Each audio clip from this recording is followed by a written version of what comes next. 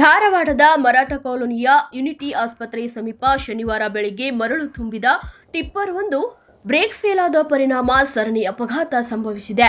ಘಟನೆಯಲ್ಲಿ ಒಂದು ಕಾರು ಹಾಗೂ 3 ಬೈಕ್ಗಳು ಜಖಂಗೊಂಡಿದ್ದು, ಅದೃಷ್ಟವಶಾತ್ ದೊಡ್ಡ ಮಟ್ಟದ ಪ್ರಾಣಾಪಾಯ ತಪ್ಪಿದೆ.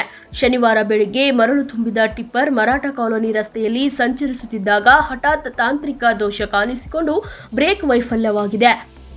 ಈ ಸಂದರ್ಭದಲ್ಲಿ ಚಾಲಕನ ನಿಯಂತ್ರಣ ತಪ್ಪಿ ಟಿಪ್ಪರ್ ರಸ್ತೆ ಬದಿಯಲ್ಲಿ ನಿಂತಿದ್ದ ಹಾಗೂ ಚಲಿಸುತ್ತಿದ್ದ ಒಂದು ಕಾರು ಮತ್ತು 3 ಬೈಕ್ಗಳ ಅಪಘಾತವಾಗಿದೆ. ಡಿಕ್ಕಿಯ ರಭಸಕ್ಕೆ ವಾಹನಗಳು ಪಲ್ಟಿಯಾಗಿದ್ದು, ಸಾರ್ವಜನಿಕರು ಆತಂಕದಿಂದ ಓಡಾಡುವಂತಾಯಿತು.